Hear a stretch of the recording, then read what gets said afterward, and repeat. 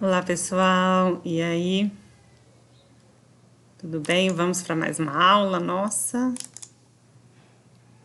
Hoje a gente vai falar sobre tratamento de água na indústria farmacêutica. É um assunto bem interessante, bem importante. Nos últimos anos a gente teve algumas mudanças na legislação. A Anvisa lançou um guia em 2013 falando sobre esse assunto, né? E muitas indústrias estão tendo que adequar os seus sistemas de água, de tratamento de água. Então vamos lá.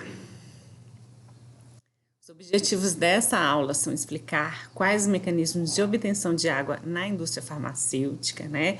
E como fazer a purificação dessa água para ser usada em medicamentos orais, tópicos e injetáveis. E explicar os equipamentos, cuidados, qualificação, guias da Anvisa. Bom, para fazer essa aula, eu consultei várias fontes, eu coloquei algumas delas aqui, né? O livro base foi o Delineamento de Formas Farmacêuticas, do Alton. Então, aqui a gente mudou um pouquinho essa aula, mas principalmente eu consultei o Guia de Qualidade para Sistemas de Purificação de Água para Uso Farmacêutico, da Anvisa. Farmacopeia Brasileira, sexta edição, tá dando para ver muito aqui. E é isso, né? E algum material de revistas relacionadas à área de indústria. Bom, as indústrias, gente, nem sempre elas captam a água potável do sistema de tratamento de cada município, por exemplo, a Saneago. Né? Algumas indústrias elas têm o seu próprio sistema de captação. O Laboratório Teuton, ele tem lagos dentro da própria área industrial, onde ele faz a captação dessa água que ele vai usar na indústria. Então, ele faz todo o tratamento para transformar em água potável, depois purificada e água para injetáveis. E alguns laboratórios também usam essa água de poço artesiano, né? Então, tem algumas formas diferentes de captar essa água, inclusive domesticamente, tem muitas casas, né, que também usam a água de poço artesiano. Então, vamos falar um pouquinho sobre as diferenças que tem de contaminantes numa água de superfície, que seria o exemplo lá do Laboratório Teuton, com seus lagos de captação, e uma água de profundidade, que seria de um poço artesiano. Bom, a água de superfície, ela vai ter presente uma grande quantidade de algas, né? Ela vai ter material suspenso, poeira, tudo que cai ali em cima da superfície vai ser alta. Coloides, né, macromoléculas, substâncias coloidais, material orgânico proveniente de animais que morrem, que ficam ali também naquela água, que vivem naquela água, micro-organismos, tudo isso alta concentração. E vai ter baixa concentração de íons dissolvidos, tá? Essa água de superfície. Pode ter também tensoativos e pesticidas, afinal, né, tudo que escorre da chuva vai cair ali no lago. Então, ela tem uma grande quantidade de contaminantes.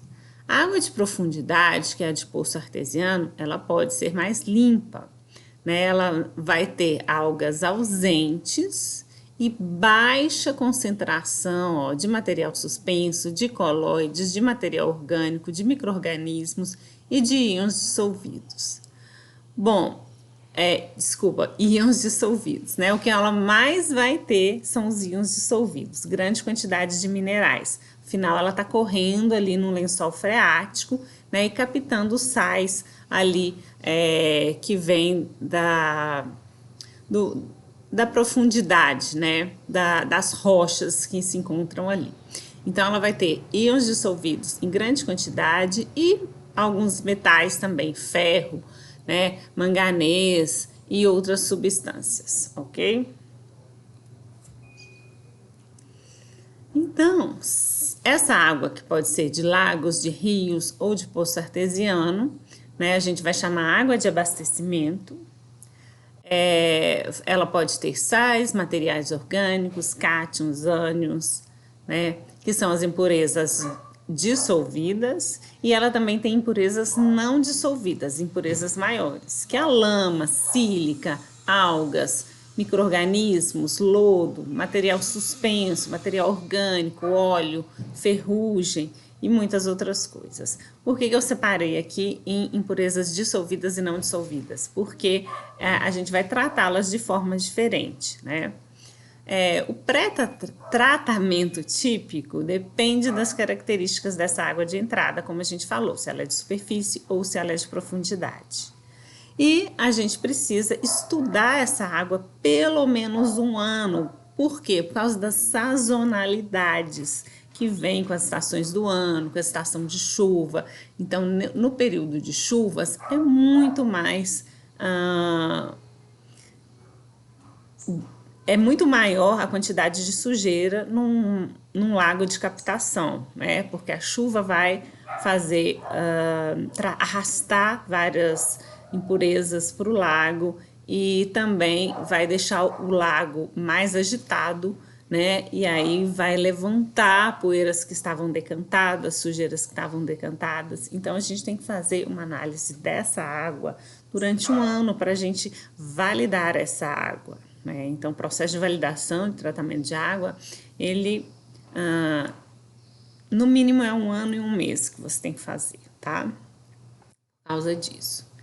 Então, isso aqui, gente, é a primeira parte do tratamento de água, que é aquele tratamento para água potável, né? Que a Saneago faz, por exemplo, e que algumas indústrias fazem se elas não utilizam a água da Saneago, né? Então, aqui tem um esqueminha, que eu vou falar bem rápido, porque não é o objeto de estudo dessa aula. O que a gente quer mesmo é ver a questão do tratamento para purificar a água, para produzir medicamentos, né? Então, aqui é só para produzir água potável, tá? Bom, a gente tem aqui a captação da água, né, que aqui está sendo feita. Pode ser, por exemplo, um lago aqui ou um poço. E aí, através de uma bomba, a gente vai puxar essa água, né? E vai tratar, fazer o tratamento inicial. Então, o primeiro tratamento é a coagulação, né? A gente vai jogar algumas substâncias químicas aqui para essa água flocular, né? Ficar agregada a sujeira.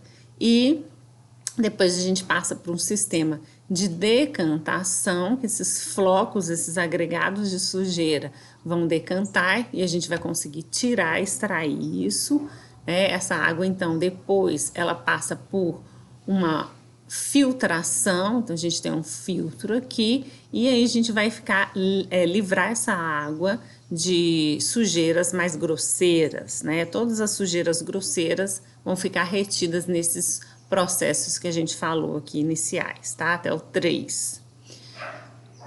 Bom, depois que a gente filtrou, nós podemos acrescentar substâncias, né, como cloro, que vai fazer um controle microbiológico dessa água. Todos sabemos que isso é super importante.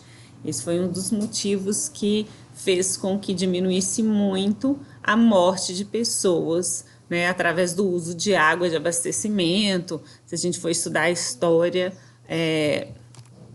da questão, né, das doenças, das mortes na Europa, depois da cloração, diminuiu bastante o número de mortes por infecções, né, digestivas, e então é muito importante esse processo de cloração da água, só que esse cloro não pode estar presente quando a gente está fazendo medicamento, né? Então depois nós vamos ter que tirar esse cloro de novo. Também vai acontecer a fluoretação aqui no Brasil, a gente vai colocar flúor para proteger também de formação de cáries. Então, são 2 etapas em que a gente está adicionando substâncias na água que, para fazer medicamento, eu não posso ter essas substâncias depois, tá? Aqui tem uma outra bomba que já está mandando essa água para o reservatório. Então, aqui, esse reservatório vai distribuir água para a cidade, né?